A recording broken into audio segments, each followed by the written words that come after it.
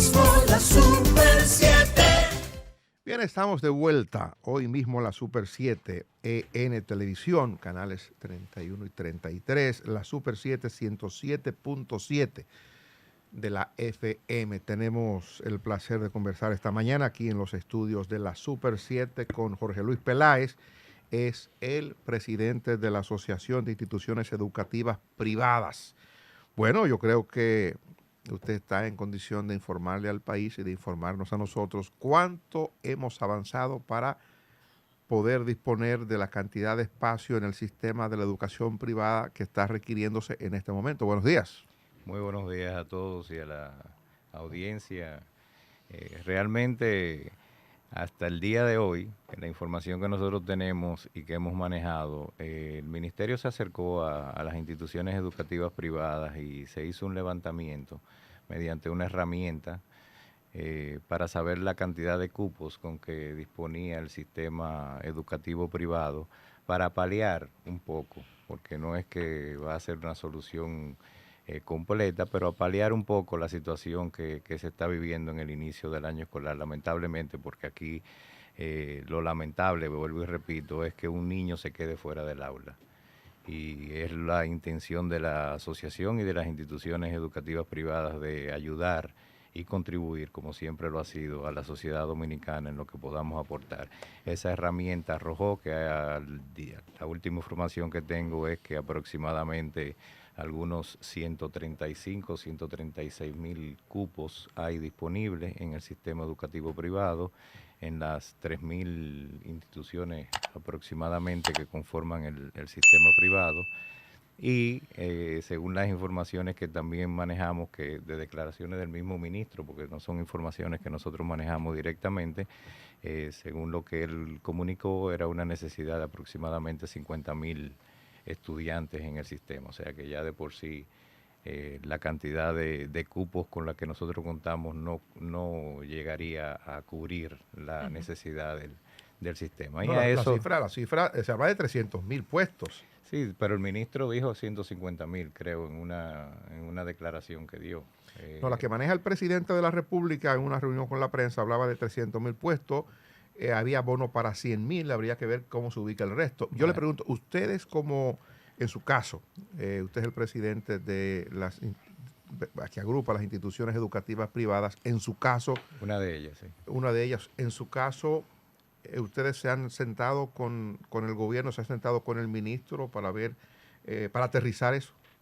Realmente no nos hemos sentado con el ministro a través del Departamento de Colegios Privados y la persona quien dirige, que siempre hemos tenido una comunicación muy directa con esta persona. Pues se ha hecho el levantamiento y a través de esa persona pues se ha hecho el acercamiento para la necesidad puntual que tenemos actualmente. Como asociación, nosotros particularmente no nos hemos podido reunir o no nos hemos reunido hasta el día de hoy con el ministro, pero entendemos que está en una situación con este inicio de año escolar bien complicada y estamos a la espera de reunirnos con él. Parecería, y corríjanos si nos equivocamos, parecería entonces que esa solución tendrá que postergar, o sea, que la inscripción o la formalización en los colegios privados tendrá que postergarse porque eso es un arreglo que debe hacerse, eso no estaba previsto, ni siquiera en los propios planes del colegio, de los colegios. Posiblemente los colegios tengan que disponer de un personal mayor para atender a una demanda que surge ahora. No necesariamente, porque ahora mismo se está trabajando en una carta de intención, pero como ustedes mencionaban hace un momentico que estuve oyendo el programa, la falta de planificación lamentablemente complica todo. Y en este caso, ustedes mencionaron, y como ha dicho el gobierno, es un bono de $500, pero eso no quiere decir que eso cubra la matrícula del estudiante en la institución en que ellos quieran insertar a ese estudiante. ¿Ustedes saben si es $500 un bono por una sola vez o si esos 500 bonos será cada qué tiempo del año escolar, del año docente? Según tenemos entendido, es un solo bono, una sola vez, $500. Por eso no da. Exacto. Entonces, bueno, tenemos que tener presente que el sector educativo privado es muy plural. Hay instituciones educativas que posiblemente eso sea un mes, la mensualidad de un mes, pero hay otras instituciones educativas que posiblemente sí dé. porque hay instituciones educativas privadas en sectores marginados que cobran 2.000 pesos, 2.500 pesos al año, mensualmente. Y si tú calculas los $500, aproximadamente ese es el monto mensual. O sea, pero ¿cuántas instituciones hay de ese tipo? ¿Y qué calidad podrían brindar con esa cantidad de dinero? Y como usted muy bien menciona, hay otros insumos y otros servicios que posiblemente tengan que aumentar por la cantidad de estudiantes que van a tener, y que eso le incrementa los costos y posiblemente eso no dé. Entonces, lo primero es que hablamos de una cantidad de cupos que nosotros con el levantamiento tenemos de aproximadamente 130 y pico de mil, pero ¿de cuántos de esos cupos se van a utilizar con ese dinero? No. Eso no quiere decir que los 130.000 se van a poder utilizar Otra pregunta en ese mismo esquema en el que usted se está manejando ahora. 135.000 cupos disponibles, pero habría que ver cuál es la demanda en determinada zona, porque puede ser que usted tenga 35.000 cupos en el Gran Santo Domingo, pero la demanda sea 100.000 en el Gran Santo Domingo. O sea, ¿está identificado esa parte? Bueno, realmente Porque de repente no podemos mandar 20 estudiantes de la capital para Pedernales, porque allá que hay cupos. Sí. Correcto, pero por lo general está directamente relacionado a cómo está distribuida la cantidad de centros educativos en el país. Igualmente la necesidad en el sector público está directamente relacionado. Los grandes centros son Santo Domingo, el Gran Santo Domingo, Santiago, San Cristóbal, San Pedro de Macorís. Ahí es donde está concentrada la gran necesidad, porque son los grandes, diríamos, población que requiere el sistema educativo privado, tanto privado como público. Y por ende, como usted dice, habrá la dificultad de que en una región haya una necesidad y no haya el colegio privado que pueda suplir ese servicio. Entonces ya eso es una limitante que, independientemente, como le digo, las autoridades tienen que ponerse de acuerdo con cada una de las instituciones educativas. Nosotros como asociación no podemos, primero no somos un órgano rector, ni podemos trazar ninguna directriz a ninguno de nuestros miembros. Nosotros podemos servir de medio de canalización, como lo hemos hecho, para poder aportar lo que el sector pueda aportar para resolver una crisis, como ustedes bien han dicho, lamentablemente por falta de planificación del Estado dominicano. Y yo creo que aquí lo que tenemos que ver es el fondo. Lamentablemente en este país nos acostumbramos a apagar fuegos, a resolver crisis, pero hay muy poca planificación. Y aquí hay un problema de fondo indiscutiblemente en la sociedad dominicana, y que yo exhorto a ustedes como medios de comunicación a sumarse, como siempre lo han hecho, y como se sumaron tal vez en la lucha del 4% por la educación, a que nos unamos como sociedad, no solamente a que ese logro se haya obtenido, sino a cómo se invierte ese dinero en educación, porque no ganamos nada con que se utilice esa cantidad enorme de recursos. Nosotros estamos hablando de que aquí hay un Producto Interno Bruto que se utiliza el 4%, pero cuando tú te vas a países desarrollados como Estados Unidos, tú tienes un 4.9% que se invierte.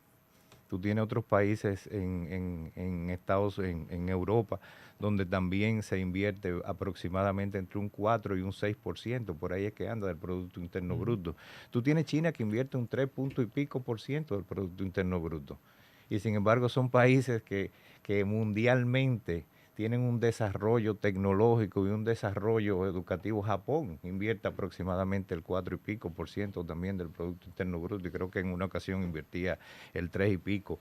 Y qué potencia es Japón en cuanto a educación. Entonces, el tema no es la cantidad, es cómo se invierte. Y yo creo que como sociedad debemos abocarnos a ser fiscalizadores de esos recursos, con normas claras, no solamente con que se haga un concurso y que un suplidor no cumplió, y que entonces la sociedad dominicana se aboque a demandar o a denunciar esa situación.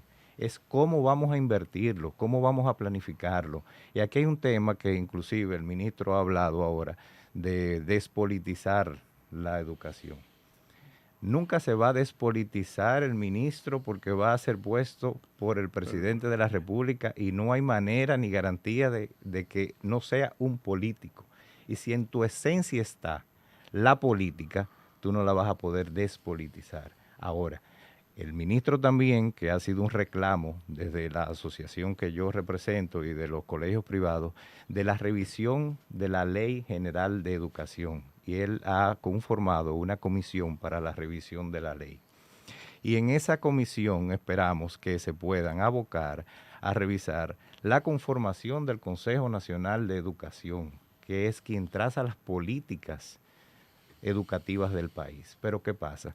Nosotros tenemos una ley que establece que el presidente del Consejo Nacional de Educación es el ministro, aparte de varios viceministros y funcionarios que conforman el mismo consejo, un consejo de 30 personas, donde está el ministro de Educación, el ministro de Deporte, el ministro de Educación Superior, personas que lamentablemente por sus obligaciones no asisten muchas veces a esas reuniones y envían un delegado, que en muchos casos son personas ligadas al sector que pueden aportar, pero un organismo de 30 personas que en su gran mayoría son políticos o vienen del sector político porque son ministros de otras carteras o que son viceministros o están ligados de alguna manera como funcionarios, como el director de Indotel o cualquier otro funcionario, no hay ninguna garantía que las políticas educativas del país van a estar dirigidas a la calidad educativa que tiene que tener el sistema y cómo se administran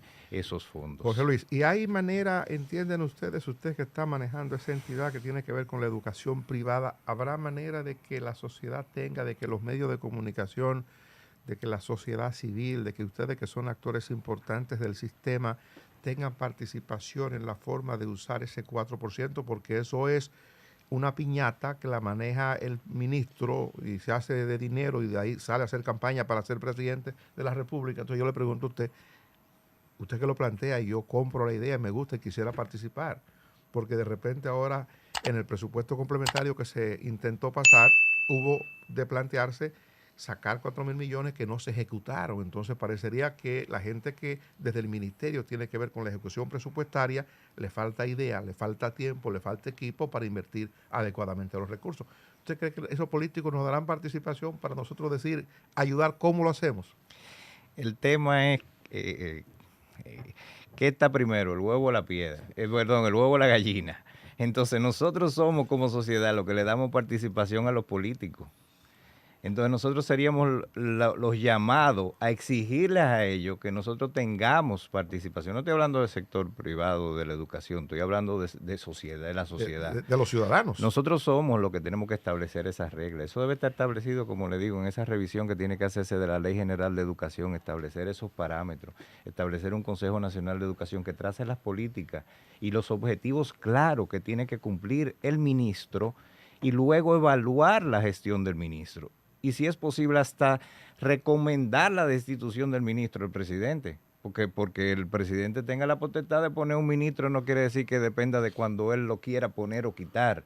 Debe de ser en base a los objetivos logrados, porque estamos hablando de educación, estamos hablando de cosas medibles y estamos hablando del futuro de una nación. Entonces nosotros tenemos que abocarnos a defender eso. Si queremos pensar a futuro, si queremos hablar de esa misma planificación que usted estaba planteando, nosotros mismos tenemos que empezar a planificar qué sociedad queremos en un futuro, qué sociedad queremos en 20 años.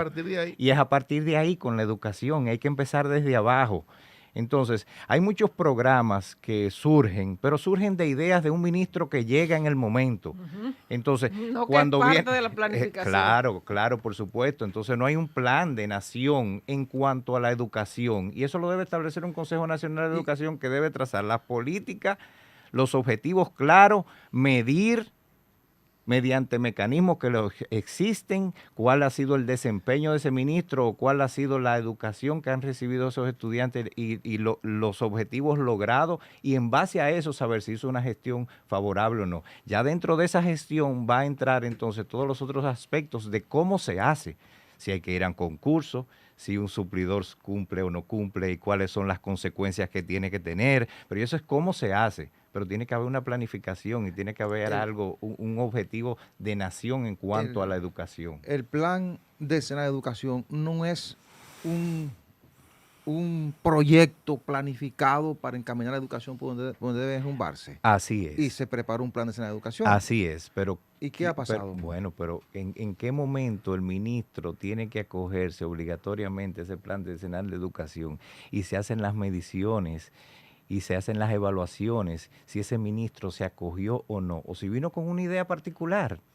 Ya. Que posiblemente sea política y viene a favorecer, como lo hemos visto, porque no estamos hablando nada de que una suposición, lo hemos visto que se aprobó un 4% de la educación. Hay necesidad de aulas, bueno, pues vamos a empezar a comprar terreno, donde sea, como sea, a quien sea, sin un previo estudio realmente de cuál es el crecimiento poblacional de cada una de las regiones, cuál va a ser la necesidad que habrá de aquí a unos años de aulas en esas regiones, sino que hay tal vez un compañero que está vendiendo el terreno y hay que ayudarlo y hay que comprarle el terreno, ¿verdad? Entonces se le compra el terreno, se construye la escuela y usted ve a veces, yo lo he visto, como ciudadano estoy hablando ahora. Yo he visto que voy por una carretera y veo dos escuelas, una al lado de la otra, y veo una llena y otra vacía. Sí, una al frente de la otra. Entonces, una al frente de la otra. Entonces yo digo, ¿pero qué es esto? En un sitio donde hay 3 casitas. Sí. Yo no sé si ustedes lo han visto. Entonces, Claro, yo lo he visto y lo he denunciado. Bueno, lo he denunciado. Entonces eso es falta de planificación, eso es falta de una política coherente, pensando a futuro, pero nosotros como sociedad somos responsables. Yo no me estoy saliendo de la responsabilidad también. Todos somos responsables. José Luis, ¿cómo ustedes han podido contener el éxodo de profesores por el aumento salarial en el sector público? Ese es otro tema, por falta de planificación también. Volvemos y caemos a lo mismo, es un problema de fondo. Por ejemplo, el mismo 4% ha dado unos recursos al ministerio y los profesores del sector público tienen muy buenos representantes ante el ministerio y hacen muy buena presión y son muchos y representan muchos votos. Entonces, han logrado muy buenas reivindicaciones para los profesores, no necesariamente ligado a la capacidad del docente o a los objetivos logrados de ese docente en el estudiante, que es lo que debe de medirse para esas reivindicaciones. No solamente que porque yo soy profesor voy a ganar un sueldo de 50, 60, 70 mil pesos porque entré al sistema, porque conozco a un funcionario y me nombró y yo voy a ganar ese dinero. No, ¿cuál es mi capacidad? Y luego, ¿cómo yo mido a esos estudiantes? De si esa capacidad yo estoy logrando, porque no necesariamente porque tú tengas conocimiento logras que el estudiante los adquiera. Entonces, al final lo que queremos es que el estudiante aprenda. Entonces, hay una serie de reivindicaciones logradas por el dinero que está manejando el ministerio, que en muchos casos, como le dije, el sector educativo privado es muy plural y muchos colegios de eso no tienen la capacidad porque al final son ustedes como ciudadanos los que están pagando esa educación privada, que no deberían, porque también ahí vamos a otro problema de fondo. Nosotros como instituciones educativas privadas en todos los países desarrollados, donde hay una buena educación, y cojo el mismo ejemplo de los Estados Unidos, que nosotros somos muy propicios a eso, a coger el ejemplo de Estados Unidos, tú tienes una muy buena educación pública, pero existen instituciones educativas privadas y pero siempre van a existir. Pero ustedes van forzados entonces con los profesores. Pero a eso, ahí voy. Entonces, ¿qué sucede? Ustedes como ciudadanos no deberían tener la necesidad de usar el sistema educativo privado, sino que sea una opción, por las circunstancias que sea, porque tú quieres una institución que esté en un idioma que no es el del país, y tú quieres que tenga eso como una herramienta a tu hijo, o porque se va a estudiar fuera, o porque tú quieres que tenga una doctrina religiosa específica y tú quieres que tenga unos valores específicos y tú quieres poner ese hijo en esa institución privada, pero debería ser una opción, no una necesidad. Entonces ya nosotros como sector nos ven como algo obligado, donde cualquier cosa que nosotros necesitemos para la calidad que brindamos ya es algo que va en contra, porque tú no deberías estar pagando por eso. Pero eso hay que mejorar la calidad para eso. Entonces, todavía a la pregunta que usted hace, que es donde quiero llegar, es más complicado, porque los que hemos logrado tener calidad educativa, que es el sector educativo privado, nos quitan los profesores para llevarlo al sector público porque simplemente le van a pagar más o porque tienen una cooperativa que funciona, que le da muchos beneficios que nosotros como sector privado no tenemos, y todavía más allá, tienen una pensión que nosotros no podemos dar ni podemos garantizar que el sistema de pensiones de este país le va a dar una pensión por lo que ellos aportan o nosotros como empresarios aportamos a la seguridad social. Sin embargo, en el Estado la tienen garantizada. Solamente con cumplir una cantidad de años trabajando ahí. Entonces son beneficios donde hay una competencia desleal. Y no solamente eso, me voy más allá. La falta de planificación del ministerio, cuando hacen los concursos, empiezan a contratar los profesores durante el año escolar. Y esos profesores del sector privado se van al público y dejan esos estudiantes del sector privado sin profesores, sin ver que es un solo sistema educativo, que cuando tú le sacas un profesor al colegio, estás dejando una cantidad de estudiantes sin profesor. Entonces nosotros tenemos que abocarnos a buscar un profesor donde sea, como sea, para poder tener esa necesidad. ¿Y qué provoca eso? Que la calidad que los centros educativos privados han podido lograr baje. Entonces, esa brecha que se habla tanto es real.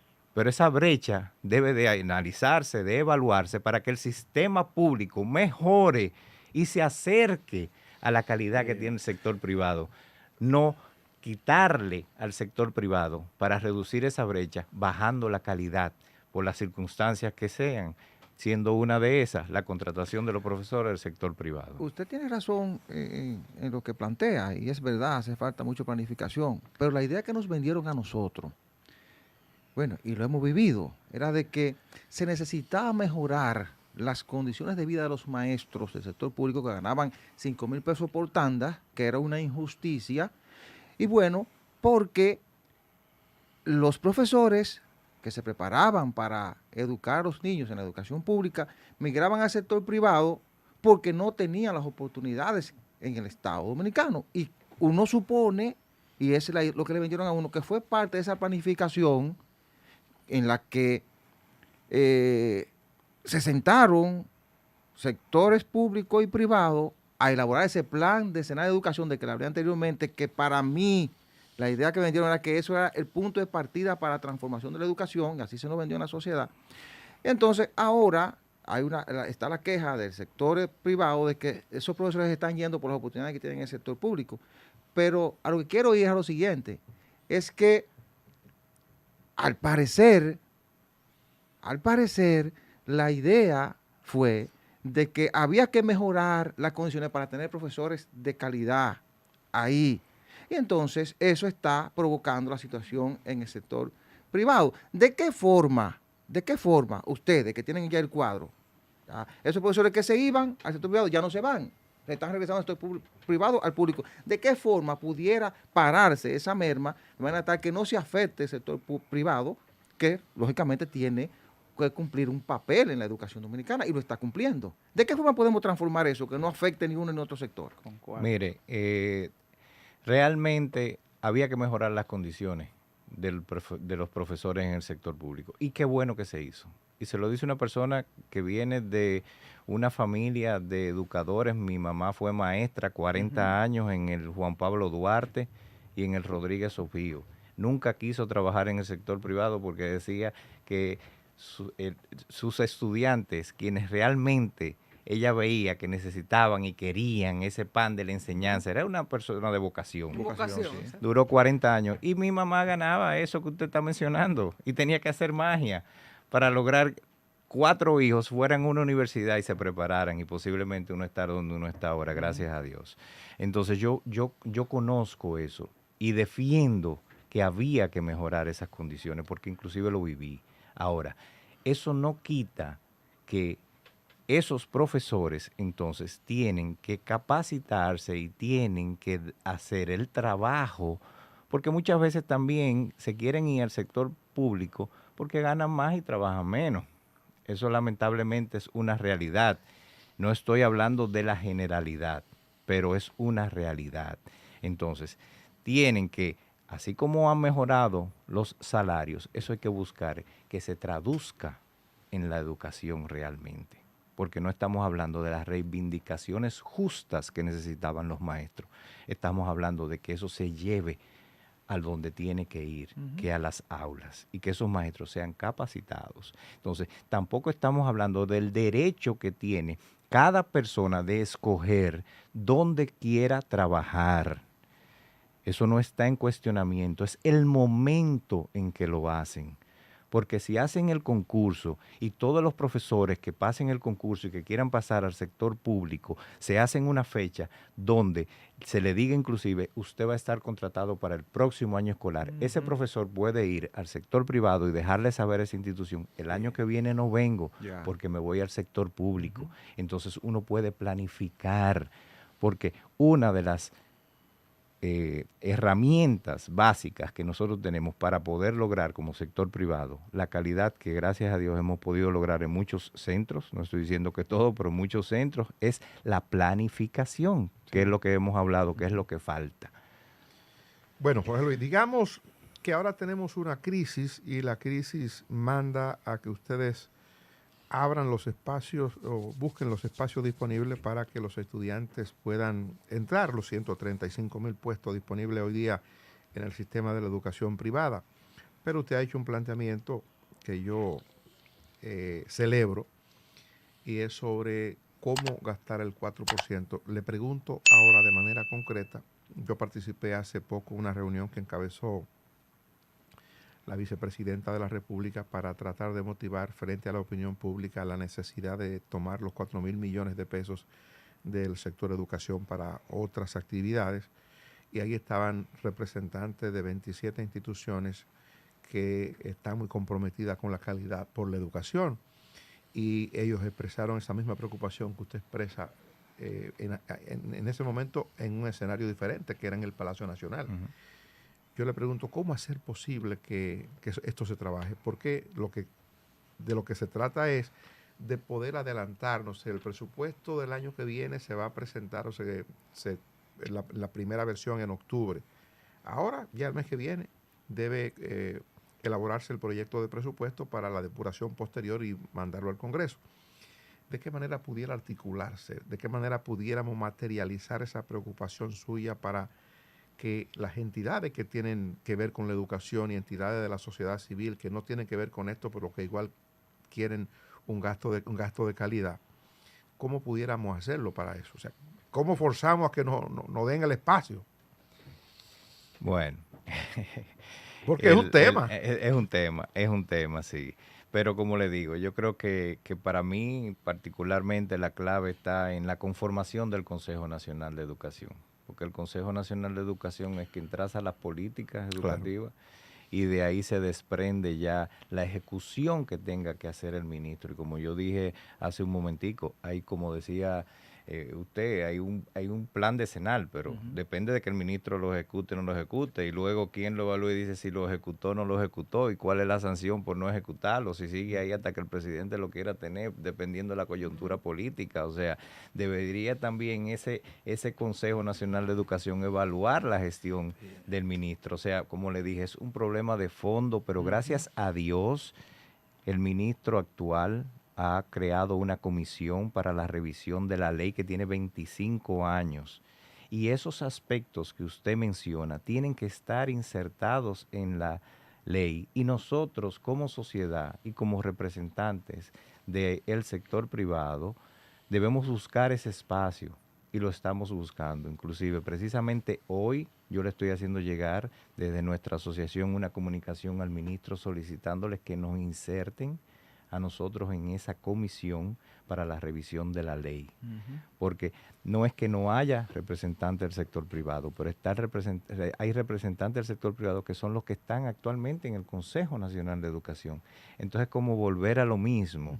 O sea, quienes van a hacer la revisión son los mismos que están... Hacer el abanico un poco más amplio. Claro, para que esa opinión, como usted dice, y los sectores puedan ser escuchados, y no solamente escuchados, sino que se tomen en cuenta verdaderamente esas opiniones, porque si los que van ahora mismo a hacer la revisión son los mismos actores que están actualmente, es difícil tú lograr cambios cuando no hay opiniones y argumentos encontrados. Para la gente que nos sintoniza a través de la radio o la televisión o la plataforma digital de hoy mismo la Super 7, estamos hablando con Jorge Luis Peláez, que es el presidente de las instituciones educativas, de la entidad que agrupa a las asociaciones educativas privadas. Mire, hay el anuncio que ya todos conocemos del bono de los $500. Puede que se dé un asunto de orden práctico. Yo no sé cuántos colegios tengan cuentas en dólares para poder recibir esos pagos en dólares. Una transferencia en dólares. Se lo cambian. Se lo dan en pesos, pero no sé por qué los $500. Se No sé por qué calcula la tasa. yo no lo entendí. Queda más pero, bonito, pero, sí. ¿Por qué los Tal vez 500 suena dólares? más. bonito. Tal vez suena más.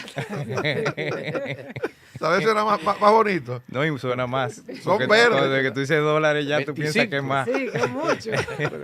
Pero a propósito de los cupos, hay un asunto que en principio de la entrevista usted citaba, es que ustedes tienen o han identificado 135,000 cupos, es decir, la disponibilidad que tienen. Correcto. ¿En qué medida eso puede afectar la calidad de la educación que ustedes dan en los colegios privados? Y me explico. Si ustedes le agregan ahora 135,000 estudiantes, uno supone que o tienen aulas que van a habilitar o esos estudiantes irán a las aulas ya existentes y que va a haber o posiblemente pudiera haber una sobrepoblación de estudiantes que eso afectaría la calidad, porque ningún profesor puede con 40 estudiantes en un aula. Claro, pero mire, la mayoría, tengo que decir la mayoría porque no todos, y no tengo el dato de cuáles centros educativos privados, sí, no, tienen limitante de cupo por aula. Sí.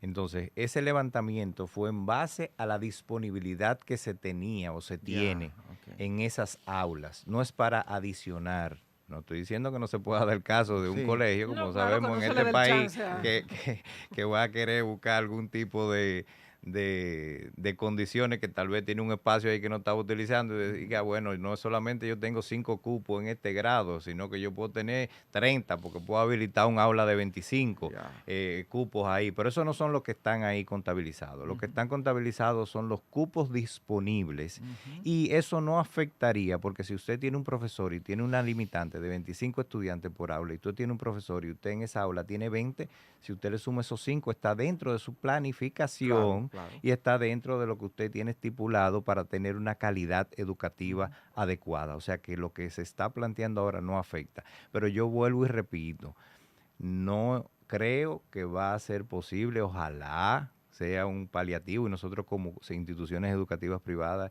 y como asociación estamos prestos a contribuir con la sociedad dominicana en una crisis que es realmente una crisis ahora mismo porque con un estudiante se quede de fuera del aula ya es una crisis. Entonces, eso no quiere decir que se va a poder utilizar todos esos cupos porque como ustedes también decían, si yo tengo una institución educativa que es posiblemente en un idioma diferente, al que nosotros tenemos en el país, quiere decir que ahí no se va a insertar ningún estudiante del sector público. Y así muchas otras características que no quiero entrar en detalle, que no es solamente el idioma, sino está la inserción social, como usted bien mencionaba, si va a poderse insertar, No, y terminar si de esa pagar el año comunidad, completo. si esa comunidad de padres está o no de acuerdo, porque nosotros como instituciones educativas privadas, aunque no se crea, siempre nos ponemos de acuerdo con nuestra comunidad educativa privada o con la comunidad educativa que pertenecen a nuestros centros privados. Hay una asociación de padres establecida y nosotros siempre le damos la participación adecuada. Las instituciones que se rigen, ¿verdad? Vamos a decirlo de esa manera, bajo los lineamientos que están establecidos y que buscan esa calidad. Para poder tener esa calidad tiene que tener esa participación de los padres y también hay que tomar en cuenta a esos padres, porque tú tampoco puedes venir, como usted decía, en un colegio donde yo tengo una comunidad ya establecida, a traer una cantidad de estudiantes que te va a cambiar todo el desenvolvimiento normal, no solamente en el aula de esa comunidad de padres. O sea que hay que tomar también en cuenta José Luis, a pero esos padres. deben adaptarse también al almuerzo que le van a llevar. Mire, lo del almuerzo que se ha mencionado, ese es otro tema. Eso es una novedad Sí. que le rompe el esquema o le obliga a un esquema distinto a No, ustedes. ese es otro tema. Yo he oído que ustedes han mencionado lo del tema de que hay un bono adicional, pero usted muy bien mencionaba Joana. también que muy sabiamente que eso realmente es los colegios privados que tienen un uniforme diferente al que tiene del el sector sector público, público, y claro. ese estudiante, hasta por su inserción normal y natural, sin sentirse discriminado, tiene que ir con el mismo uniforme Claro. del centro educativo privado, no puede ir con Pero el del vamos a público. permitirlo por porque- la urgencia. No, se va a José sentir Luis, ¿qué le mal. No, no, parece? se no, permite, se Sí, permitiría. no, Eso no sería No, problema. pero El problema es el niño no, es un que se tema va. hasta emocional y Exacto, psicológico. el problema es el Sí, niño. ok, Aquí ok. pensando en Se el puede- niño. se puede que sentir se Claro, discriminado. se va a o se puede sentir sentir menos valorado, Claro. porque, Sí, porque sí. no tiene las mismas condiciones Va a ser que diferente. va a ser exactamente. Mire, Entonces no se puede permitir por eso. Entonces por sí. eso se habla de un bono adicional, para que esa Claro. familia Pueda tener pueda esa- comprar Ok, ese uniforme o ok. esos útiles que se necesitan en ese centro específico, que no necesariamente son los que están en el sector público. El pago que se le va a hacer a ustedes, José Luis, va a ser garantizado. Bueno, Es que la yo no garantía sé- que da el Estado. ¿Eh? La garantía que da el Estado, hay una carta de intención. Pero ellos, va a ser- pero ellos ni siquiera se han reunido con el ministerio, o sea, ellos no han tenido una conversación pero- directa. Hemos conversado a ¿Cómo? través de la Ellos- dirección de ellos- colegios privados, Ok. pero no le puedo decir que están las Uno, cosas claras. uno parte del hecho, Jorge Luis, de que el Estado es serio. Sí. El Estado es el Sí, Estado. No, por veces eso la garantía a del veces Estado, paga le estoy tarde, diciendo, sí, usted sí, lo pero a toma veces- como a usted veces quiere, la paga garantía tarde. del Estado. Sí, pero a veces Pero paga hay una tarde. carta de intención que se está firmando con cada institución A de veces manera paga individual, de manera independiente, porque esto es, como le digo, dependiendo de la necesidad que tenga en el sector Exacto. específico, o los colegios que hayan, hay que hacer todo un levantamiento, y todo eso se hará a través de las direcciones regionales. Sí. Ay, Dios mío. La crisis que ha afectado al mundo en los últimos años ha obligado a muchas familias a que sus hijos migren de los colegios a la educación pública. ¿Cuántos colegios han tenido que cerrar en los últimos 2 años, los últimos 3 o 4 años? Mire, esa data nosotros como sector privado todavía estamos en el proceso de levantamiento, porque al inicio, como estamos iniciando ahora el año escolar y hay varias asociaciones de colegios, nosotros nos basamos en la data del ministerio y tenemos que esperar a que el ministerio, ahora el ministerio nosotros podemos contar con que no va a trabajar ninguna data ni nos va a dar ninguna Sí. información, entonces nosotros no podemos decirle una cifra específica, pero indiscutiblemente la pandemia afectó significativamente muchos colegios y muchos tuvieron que cerrar. Eso es una realidad. Pero hay otros factores también que no se están tal vez mencionando, que uno de ellos es, o se ha mencionado mucho, pero hay un factor que tal vez no se ha mencionado, que yo estuve pensando. Hay que hacer también un levantamiento de esa data, de cuántos estudiantes extranjeros están ocupando las plazas de los estudiantes dominicanos en un país donde no hay ningún tipo de control real migratorio y que no hay tampoco una data de saber cuál es la cantidad de esos 300,000 que nosotros estamos cediendo a unos estudiantes y a unos niños que tienen su derecho siempre y cuando nosotros tengamos las condiciones de darla. Pero yo creo que el derecho primario está en nuestros ciudadanos. Pero mire, Jorge Luis, hay denuncias ya reiteradas, una que recogimos nosotros en días pasados de Quitasueño, hay unas ONG que están promoviendo y patrocinando la inscripción de estudiantes extranjeros, básicamente haitianos, y han logrado, con el apoyo incluso de las iglesias, darle prioridad frente a los dominicanos. Una cosa que parece una locura, pero que está ocurriendo. Pero ese es el trabajo del Estado, garantizar los derechos de los dominicanos. Debería ser. Sí. Debería de ser. Entonces eso es un dato también que sería bueno saber, que no lo sabemos. ¿Cuántas de esas 300,000 plazas que nosotros están estamos ahora ocupadas. defendiendo están ocupando esos niños? Entonces tal vez ahí podríamos buscar una ayuda internacional o algo de la que está buscando ahora mismo el presidente, pero enfocado en cosas específicas. Así es. No solamente ir a pedir una ayuda, ayuden no, mira, tiene que ayudar en esto porque el Estado Dominicano no tiene la condición y está ayudando y está garantizando la educación de estos niños y se necesita esto y esto. Y vamos a hacer unas escuelas en la frontera, vamos a hacer esto, vamos a hacer aquello y vamos a crear condiciones que puedan ser utilizadas también por los mismos dominicanos. Pero todo eso es ¿qué? Planificación. Planificación. Caemos en lo mismo. Empezamos y terminamos con lo mismo. Exactamente. Entonces es un problema de fondo que yo creo que todos debemos abocarnos a ver cómo podemos Mire, contribuir. José Luis, el ministro pasado, ¿cómo fue el trato con ustedes? Con el ministro pasado. Yo le puedo educación. decir que al final de su mandato fue muy bueno. Ok. Al No, final. no, yo no entendí. Jorge Luis, Después que se fue. Pero Jorge Luis. José Luis me No, dejó no. sorprendido. al final del mandato del profesor Fulcar fue bueno. ¿Por qué al final? Bueno, usted sabe que venimos de una crisis de la pandemia donde los colegios estaban cerrados. Nosotros éramos unos abanderados de lo que estaba establecido mundialmente, que era lo correcto, que era la educación presencial.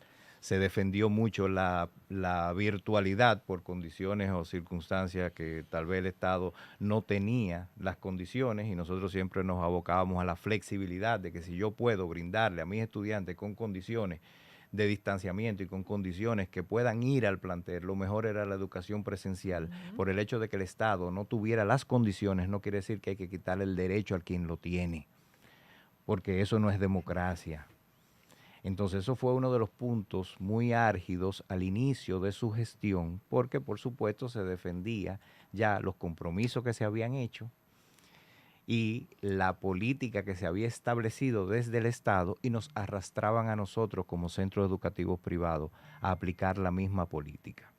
Entonces, al principio, pues nos enfocamos mucho en esa, no discusión, pero vamos a decir, no igualdad de criterios, si se podría decir de esa manera, en cuanto a qué era lo más adecuado y qué era lo mejor, porque inclusive habían escuelas del sector público que podían tener semipresencialidad. Tú no tienes que arrastrar a todo un sector por el hecho de lo que tú hayas determinado, que quiere dar herramientas tecnológicas o que quiere que sea por la televisión o lo que tú entiendas. Se podía hacer una combinación de todo eso. Se abocábamos, pedíamos la flexibilidad. Luego, pues, en el transcurso del tiempo, pues como siempre en todas las relaciones, pues buscamos puntos de advenencia y luego siempre surgían sus crisis, como la contratación de los profesores, que fue también otro punto neurálgico, pero sí le puedo decir que al final de su gestión entendió, si se puede decir que entendió, porque no sé si era que no entendía, que el sector privado realmente, como él mismo decía, es un solo sistema y que no tenían que tomar en cuenta. Y entonces, El sistema educativo es único. Es uno solo, pero desde el ministerio, lamentablemente, muchas veces se gestiona hacia un solo sistema. Entonces, con el tiempo, nos fueron integrando en una serie de comisiones, en una serie de trabajo, y al final, por eso le digo, pues había una relación ya más de comunicación y de colaboración. Dani, el hombre súper educado puso en práctica la prudencia. No, pero al final fue que le fue bien. Al final fue que lo quitaron. La prudencia, la prudencia. Mire, hay una información que está suministrando ahora en este momento la ADP. Dice la ADP que falta en las escuelas, falta el 52% del personal docente en 18 regionales del país. Es decir, que aún en el sistema de educación pública, en las escuelas públicas, hace falta en 18 regionales el 52% de los maestros. Y usted sabe dónde lo van a querer buscar, ¿verdad? ¿Qué problema? Es un problema, es un problema. Es un problema iniciando el año. Queriendo Ustedes ya planificado. Sí. Sí. No, y déjeme decirle que ese fue uno de los logros, o vamos a decir, se puede decir que fue un logro, de que nos pusimos de acuerdo con el ministro anterior a que se iba a emitir una resolución desde el Consejo Nacional de Educación, en lo que yo planteé anteriormente, de que si el ministerio necesitaba esos profesores, concursaban, pasaban, y ese profesor decidía irse al sector público, iba a ser para iniciar en el próximo año escolar. Eso se acordó. Eso se acordó. Está inclusive en un desayuno que nosotros como asociación hicimos, que invitamos al señor ministro y él lo planteó ahí, se planteó en el Consejo Nacional de Educación, pero no salió esa resolución. Entonces yo quisiera pensar en la continuidad de Estado y que este ministro va a continuar con eso, porque al final lo que estamos defendiendo es el derecho de los estudiantes del sector privado a que no se queden sin un profesor a mitad del año escolar. O sea que ojalá que esa noticia que dice la ADP que usted está mencionando no sea ahora para venir a quitarle los profesores al sector privado, que hacen una inversión en esos profesores y por eso son los que pasan los concursos. Porque nosotros capacitamos a los docentes constantemente para poder lograr la calidad educativa. Entonces esos son los que van, concursan por las condiciones y reivindicaciones que usted mencionaba, son los que pasan y son los que se van y dejan a los estudiantes. Y no estamos hablando de lo que como afecta a la institución que ya ha hecho una inversión en ese docente y tiene que traer otro docente para hacer la misma inversión y no solamente eso, sino que no tiene tal vez la capacidad o los conocimientos del programa específico que cada institución educativa privada tiene establecido y llega a un aula a tener que aprender, a tener que adaptarse y al final, ¿a quién le hace daño eso? A los estudiantes. Jorge Luis, le deseamos mucho éxito, esperamos informaciones adicionales conforme a ustedes vayan siendo enterados de los planes, porque el país todo estamos un poco sorprendidos recibiendo informaciones nuevas de lo que está ocurriendo, de lo que va a ocurrir. Así que agradezco su tiempo, Jorge Luis Peláez, que es el presidente de Instituciones Educativas Privadas. Gracias por estar con nosotros. Muchas gracias a ustedes por su invitación y estamos a su disposición cuando así lo consideren necesario. Muy bien. Vamos. La Super 7.